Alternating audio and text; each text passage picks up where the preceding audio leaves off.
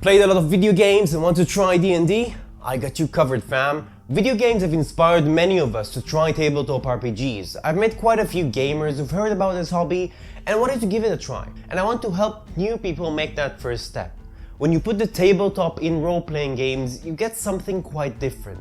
So I'm here to talk about the differences, set some expectations and answer questions gamers might have when checking this hobby for the first time. DMs, stick around, I've got some tips to help gamers settle in your campaign. Now, without further ado, let's get started. Player defeated. You are victorious. Many video games have the concept of winning, but most tabletops do not. You do not win Dungeons and Dragons. You won't find a set of rules you need to follow to get the highest score. Instead, you focus on the things that make the game fun for you and your friends. This is a social game, so you need other people to play with. Otherwise, you're just talking to yourself, and I've been told that's weird. Which makes sense, because I do that and I'm weird. The fact that there's no winning doesn't mean we don't have goals, it's just that we have the greater freedom in defining what we want from the game. For me, it is telling a story with friends, but people play for various reasons. If you're watching this video, you probably have a clue for what you enjoy in games. Dude, remember the time you cast flat on me so I was able to catch up to the dragon and chop its head off? That was super cool. Notice how the player referred to the things his character did as if he did it himself? That's quite common and really tells us something about this hobby. For a few hours, we allow ourselves to believe this is the reality that we and our friends are a part of. We get to experience it firsthand, and that's pretty cool. Join a group of refugees, fucking bursting with patriotism they were. Soon as they learned I'd abandoned Temeria in her hour of need, they beat me down. Tied me up like a turkey, left me to the drowners. Fine, I'll help. Oh, thanks. For a minute there, I was almost sure you'd leave me to die. Games like The Witcher and Dragon Age let us choose how to complete the quests in them. Sometimes our choices change the future of the game, and even the ending. This is remarkable, and I love these games for it. But even they are limited to the ideas the designers had at the time, to what they thought we'd want to do in the moment. There are things you just can't do, even if they make sense. If something is not clickable, you can't interact with it. All you have is a set of options the game presents, and you need to pick between them. Players that bring that approach to D&D will believe that Dungeon Master has something very specific planned for them, and that they cannot stray from it. But that's not true. In tabletop games, we have the liberty of treating this world like a real one. We can try anything. So just know that you can stray from the path, and that you should, because that's fun. You can be creative with the way you solve problems, but also with the problems you choose to solve. So don't wait for the DM to hit you with a plot hammer. Trust me, you won't miss anything. If they have something interesting in store, they'll send it your way regardless.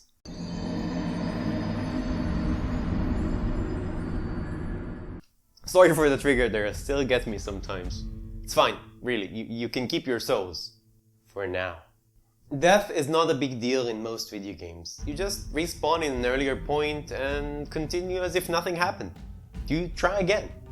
Tabletops are different because death is never ignored. It can be undone with magic, sometimes, but even then, the show must go on! This is generally true for every decision we make as players. There are consequences. It's one of the things that make this game so wonderful. I've talked about it in another video. I try to think of the game world as an alternate reality with real people in it. The reality has another set of rules which are obviously different than ours because, people cast spells and dragons are a thing, but it should still make sense. The same is true with the characters we play. Say I play a character whose answer to every problem is killing it.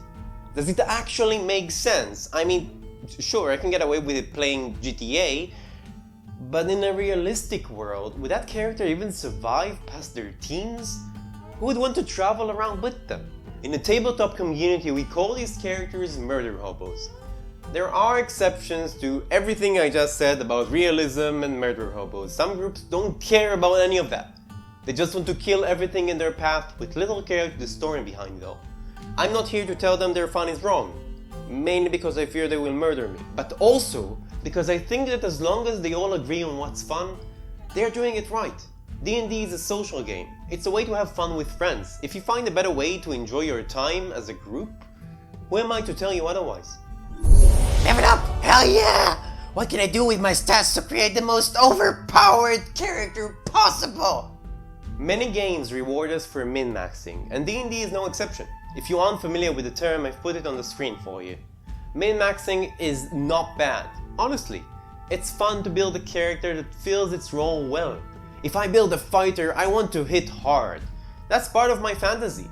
And the fact that I'm not that good with magic means the wizard will have an opportunity to shine when we encounter something magical. The only thing I have to say on the subject is that min-maxing is not a must. It's not the default behavior that you have to follow. Even if it isn't your thing, it doesn't mean you're not going to enjoy the game or shouldn't give it a try. There's a lot more to tabletop RPGs than the numbers on the character sheet, and not everyone plays the game for the number crunching gameism. Now for the DMs out there. I chose this subject after reading a Facebook discussion. A few people mentioned they had players that treated the game like a video game and that it bothered them. So this video is here as a service to them. Here are a few tips to handle this issue in your game.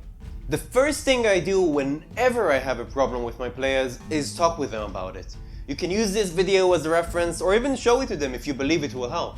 Sometimes they won't even know something is wrong, and if they're your friends, they will hear you out. But even if they have good intentions, some habits are hard to break, so there are things that we can do as DMs to help them overcome these bad habits they have from video games. If you're dealing with murder hobos and you're not into that, you need to take your game world more seriously. Create realistic reactions to their actions. A believable world will not let them get away with their murderous sprees. Create consequences for their choices. Sometimes that means killing characters, which is never easy, but it will do good in the long run. Now the second tip I have for you is reward creative solutions to problems. You can give them DM inspiration for that, but the real reward is telling them that it's awesome and describe how their creative idea surpasses the obstacle entirely. And now I'm not saying any creative idea should always work, but if it works sometimes, they will keep trying. My last piece of advice is one of my all-time favorite things as a DM. Moral dilemmas. Challenges that can't be solved with might alone. A powerful demon is possessing an innocent woman. Will they kill her to save others from getting hurt? Or look for a way to banish it, risking it might escape and kill more innocents? Tell me about your experience with video games and tabletop RPGs in the comments. Which video games inspire your games? That's it for this video, everyone. Until next time, you are awesome, keep being awesome, and I'll see you beyond the screen. Toss a coin to your witcher, oh valley of plenty, oh valley of plenty. Oh. By the way, this is kind of funny, because I had this cooking accident. I was making a soup, and this kind of looks like a peon, you know, like or a soldier, like, I'ma get you,